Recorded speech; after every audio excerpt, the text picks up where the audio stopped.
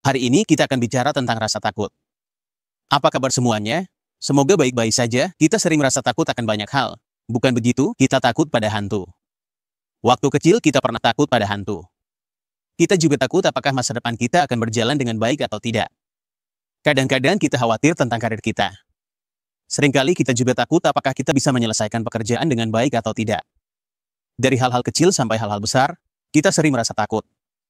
Tapi ketika rasa takut itu menjadi sangat tidak masuk akal, ketika ketakutan itu menjadi sangat berlebihan dan tidak ada alasannya, saat itulah kita menyebutnya sebagai fobia, jenis ketakutan khusus. Sebenarnya, apa sih yang dimaksud dengan fobia? Fobia itu maksudnya adalah rasa takut yang tidak rasional. Dan karena ketakutan yang tidak beralasan itu, kita sepenuhnya menghindari lingkungan, situasi, atau hal tersebut. Inilah yang kita sebut fobia. Ketakutan yang tidak rasional dan penghindaran yang ekstrim. Berbagai macam ketakutan seperti ini termasuk dalam gangguan mental. Tapi bukan berarti setiap orang yang merasa takut itu pasti punya gangguan mental. Hanya jika ketakutan yang tidak rasional itu sampai mengganggu seluruh aspek kehidupan Anda, membuat hidup Anda menjadi kacau balau, Anda tidak bisa bekerja dengan baik, tidak bisa mengendalikan apapun, dan semuanya jadi terganggu karenanya. Barulah kita bilang Anda terkena penyakit fobia atau fobia ini sudah menguasai diri Anda sepenuhnya. Nah, fobia ini bisa terjadi pada banyak hal. Misalnya, banyak orang yang punya fobia ketinggian.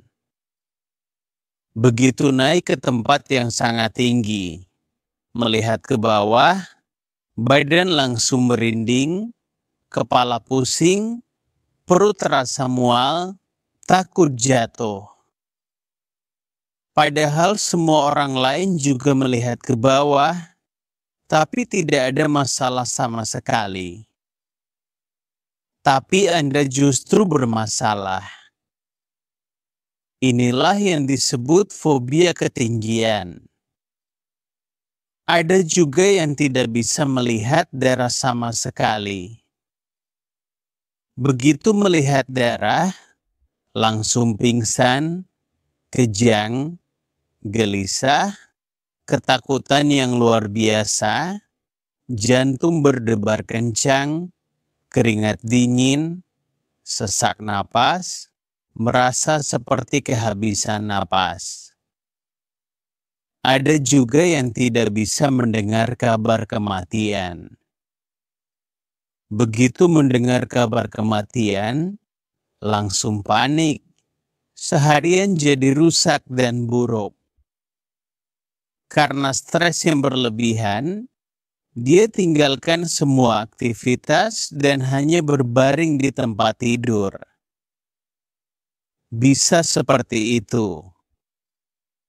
Ada juga yang punya fobia serangga, atau kita sebut takut pada segala jenis serangga. Contohnya, saya kasih contoh takut kecoa.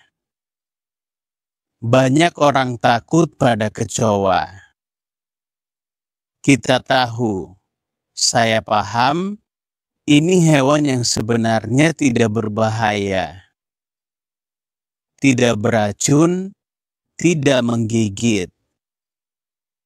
Ya, paling hanya mencubit sedikit, tapi begitu melihatnya, kita langsung lari, teriak-teriak, jadi panik dan kacau. Nah, berbagai fobia seperti ini, kita bisa saja merasa takut.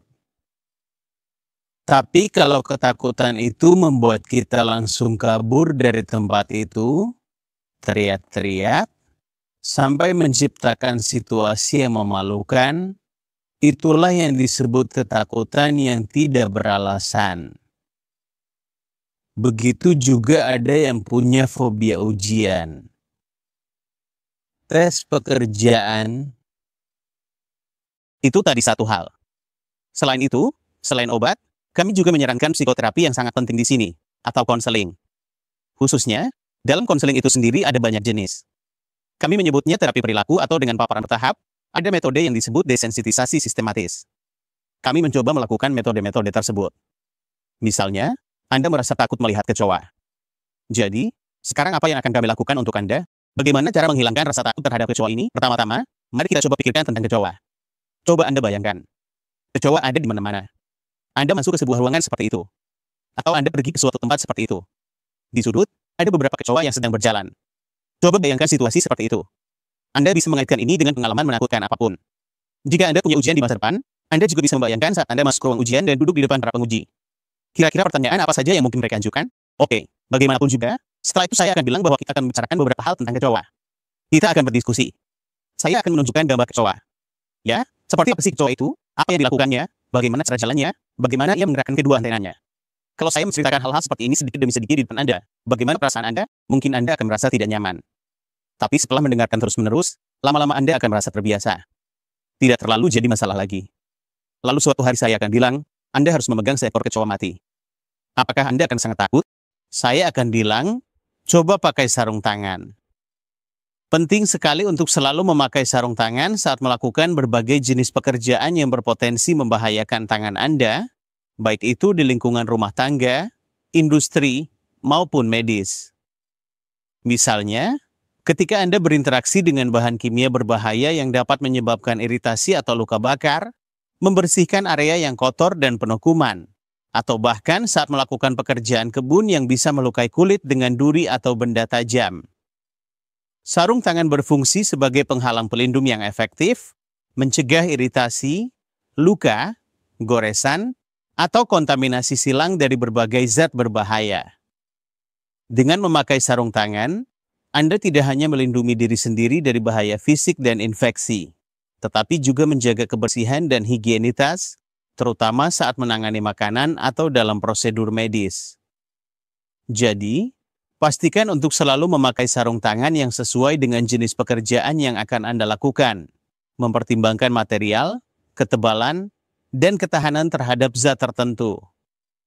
Pakai sarung tangan lalu pastikan sarung tangan tersebut pas dan nyaman di tangan Anda, tidak terlalu longgar sehingga mudah lepas dan mengurangi sensitivitas, dan tidak terlalu ketat yang bisa menghambat pergerakan dan menyebabkan ketidaknyamanan. Pemilihan ukuran yang tepat sangat krusial untuk efektivitas perlindungan. Setelah itu, Anda bisa melanjutkan pekerjaan Anda dengan aman dan nyaman. Mengetahui bahwa tangan Anda terlindungi dengan baik dari berbagai risiko yang mungkin timbul selama proses kerja, memastikan keselamatan dan kesehatan Anda tetap terjaga.